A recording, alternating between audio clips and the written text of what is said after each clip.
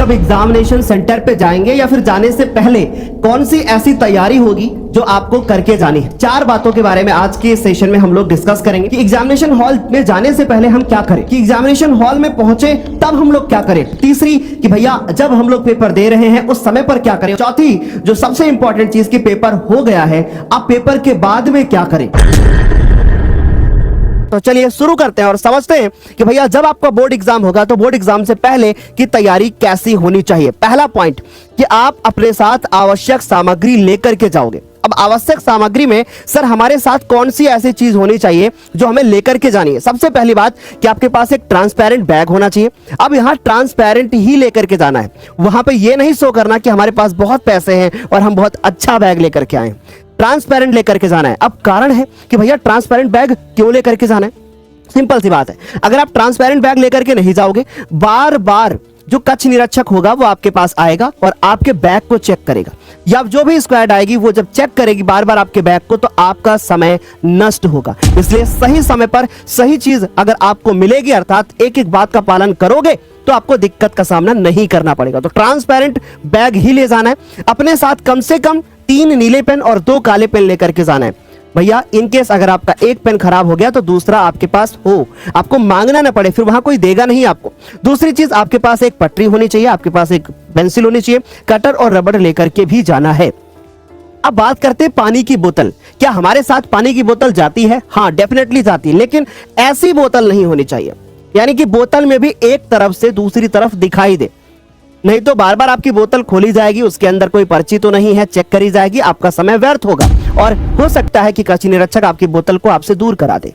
तो आप इन बातों का ध्यान रखोगे कि बोतल ऐसी लेकर के जाओगे, यानी 20 रुपए की जो मार्केट में बोतल मिलती है खरीद के लाएंगे और उसका रैपर हटा देंगे। ठीक है, सिंपल सी बात। घड़ी सर, घड़ी कौन सी? अब ये जो घड़ी आप मेरे हाथ में देख रहे हो, ऐसी घड़ी ही लेकर के जानी है, आप डिजिटल लेकर के नहीं जा सकते। राइट, आपको इसी तरीके की घड़ी, और ये जरूरी है कि आप घड़ी लेकर के जाएं। जरूरी नहीं है कि आपके स्कूल में जहां पे सेंटर गया है वहां पे आपको घड़ी मिल जाए, तो प्लीज इस चीज का ध्यान रखोगे। अगले साथ और अपने साथ अन्य अगर और कुछ सामग्री आपको लगती है तो आप लेकर के जा सकते हो, परंतु कोई इलेक्ट्रॉनिक डिवाइस नहीं जाएगी। इतनी सारी चीजें आपके साथ जाएंगी। राइट, आगे बात करते हैं कि परीक्षा का समय, है ना। अभी ध्यान से देखना, ये बहुत इंपॉर्टेंट चीज है कि परीक्षा समय और केंद्र की पुष्टि करें। आपको एडमिट कार्ड मिल गया होगा, आप अपने साथ एडमिट कार्ड जब साथ में लेकर के जाओगे तो इस बात का ध्यान रखोगे कि पहले 1 से 2 दिन पहले जाकर के आपका सेंटर कहां पे गया है, कितना दूर है, कितना समय लगता है जाने में, पहले से चेक कर ले तो ज्यादा बेहतर है। राइट, पहले से चेक कर ले तो ज्यादा बेहतर है। यूनिफॉर्म में जाएं सर, या फिर हम घर की कोई अलग से ड्रेस में जा सकते हैं, या आपको स्कूल यूनिफॉर्म में जाना है। सर क्या फायदा है इसका? इसका ये फायदा है कि अगर आप कलर कपड़ों में जाओगे तो आपके कपड़ों से ही मतलब एक तरीके से जज कर लिया जाता है कि भैया ये बच्चा कैसा है। ऐसा होता है एक्चुअली। ठीक, तो आपको ऐसे कपड़े पहनने हैं जो आपके स्कूल की यूनिफॉर्म हो। सर हमारे स्कूल में यूनिफॉर्म नहीं चलती, अगर नहीं चलती तो सिंपल सी बात है, फिर आप घर के कपड़ों में जा सकते हो। आप अवॉइड करो कि बहुत टाइट कपड़े पहनो, ऐसा बिल्कुल मत करो। बहुत ढीले कपड़े पहन करके जाओ। अगर जूते हैं तो आप जूते पहन करके मत जाओ, आप हो सके तो आप जो है स्लीपर्स के साथ में जाओ, क्योंकि बार बार जूते उतरवा करके चेकिंग होगी तो फिर अच्छा नहीं रहेगा। स्लीपर्स के साथ जाओ, बहुत अच्छा लगेगा। राइट, अच्छा जो लड़कियां हैं ढीले कपड़े पहनकर ही जाएं, है ना। कोशिश करें कि टाइट जीन्स वगैरह ना पहने तो ज्यादा बेहतर है, आपको कंफर्ट फील होगा। आगे बात करते हैं कि भैया तीसरा पॉइंट है कि पर्याप्त नींद लें।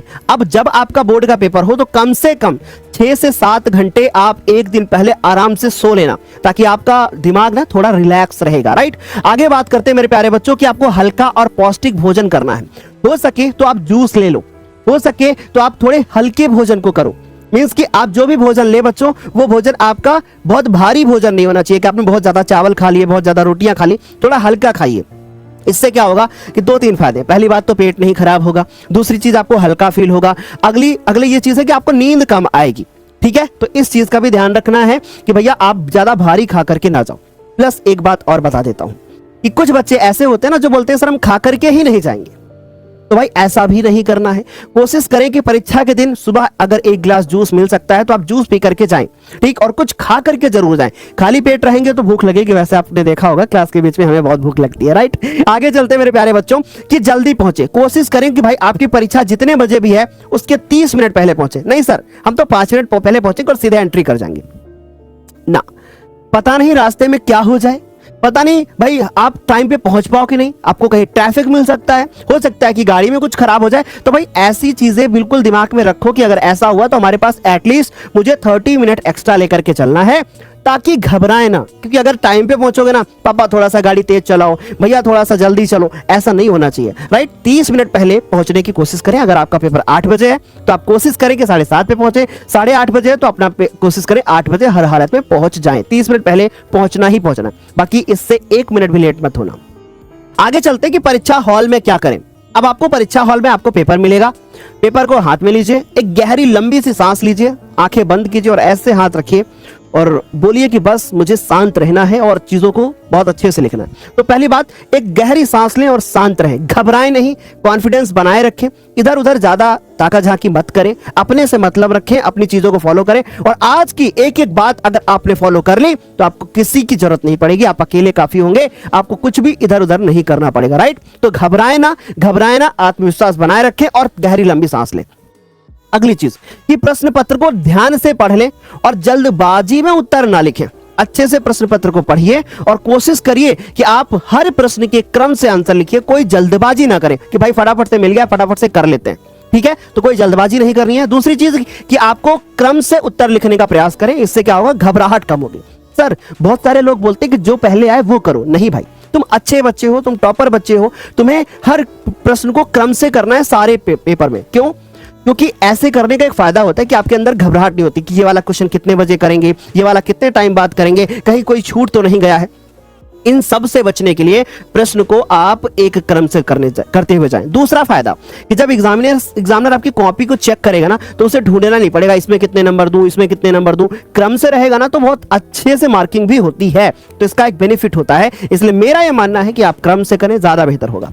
आगे बढ़ते हैं कि हर उत्तर के लिए सही समय का चयन करें। वैसे मैं आप सभी को बिल्कुल बहुत अच्छे से बता दूंगा कि कितने देर में कितने प्रश्न को कर लेना चाहिए, तो ऐसे वीडियोस आपको जरूर मिलेंगे हमारे द्वारा, लेकिन कोशिश करें कि सही आप चयन कर ले समय का, तो ज्यादा बेहतर है। तो आपका एक टाइम फिक्स हो जाएगा, आप निश्चिंत रहो, मैं इसके ऊपर भी वीडियोस दूंगा आपको। फिर उसके बाद आगे बढ़ते हैं उत्तर लिखने के लिए महत्वपूर्ण टिप्स, यानी कौन सी ऐसे पॉइंट्स हैं सर जिससे हमारा जो आंसर राइटिंग होता है वो बहुत अच्छा होता है, मींस बहुत अच्छे आंसर होते हैं। देखो अच्छी चीज कि सबसे पहली बात, लिखावट पढ़ने में आसान होनी चाहिए। सर मेरी सुंदर राइटिंग नहीं है, कोई बात नहीं, आप लिखें, साफ सुथरा लिखें, राइटिंग नहीं देखी जाएगी, साफ सुथरा लिखा हुआ देखा जाएगा। ये नहीं कि आप काटे पीटे, ऐसा मत करें। लिखावट, सर राइटिंग अच्छी नहीं है, कोई बात नहीं, आपको पूरे नंबर मिलेंगे यदि आपकी लिखावट अच्छी मींस नहीं है पर फिर भी सुथरा साफ सुथरा लिखा हुआ है, राइट। अच्छा, परीक्षक को समझने में दिक्कत ना हो, यानी आप काटा पीटी ना करें। अब ना बना रहे हैं तो ना फिर आप अच्छे से बनाएं, का बना रहे हैं तो अच्छे से बनाएं, अक्षर स्पष्ट होने चाहिए, उससे मतलब होता है, ठीक है। बाकी आपको पता ही है डॉक्टर की राइटिंग कैसी होती है, राइट।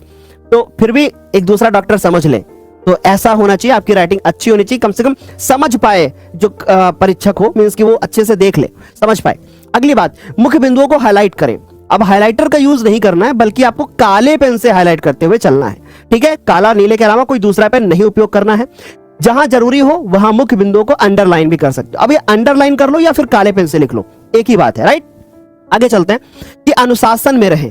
अब ऐसा ना करें कि आप बगल में भी देख रहे हो, इधर भी देख रहे हो, और अगर कोई भी दोस्त आपको परेशान कर रहा है आप उसको अवॉइड करो, बोलो ही मत, अपनी चीजों पे ध्यान दो, इधर उधर ताका झाकी बिल्कुल मत करो, इससे आपका टाइम वेस्ट होगा। एग्जामिनर आपको जो कक्ष निरीक्षक होगा सॉरी, वो बार बार आपको इधर उधर बिठाएगा, इससे प्रॉब्लम होगा, राइट। तो उसके बाद है उत्तर पुस्तिका में अनावश्यक चीजें ना लिखें, यानी कोई फालतू की चीज मत लिखो, ठीक है, इस चीज का प्लीज ध्यान रखना। अगला बात, गणितीय और वैज्ञानिक प्रश्नों में चरणबद्ध उत्तर लिखें। जैसे मैं गणित के प्रश्न कराता हूं तो जिस स्टेप में मैं लिखता हुआ आता हूं बिल्कुल वैसे ही लिख करके आना है, मैं बिल्कुल वैसे ही कराता हूं, और विज्ञान में भी आपको ऐसा ही करना है, राइट। तो गणना और प्रक्रिया स्पष्ट होनी चाहिए, जहां भी हो सके वहां आप चित्र बना करके आओ, है ना। आपको लगता है कि चित्र बनाने की जरूरत है तो डेफिनेटली आप चित्र बना करके आओ। साफ सुथरा इस तरीके से आप लिखो जैसे कि आपको यहां पे दिखाई दे रहा है, ये लिखने का आपको एक सही तरीका दिख रहा है, आप ध्यान से देखोगे तो आपको लिखने का एक सही तरीका दिख रहा है, इसी क्रम में आपको लिखना है।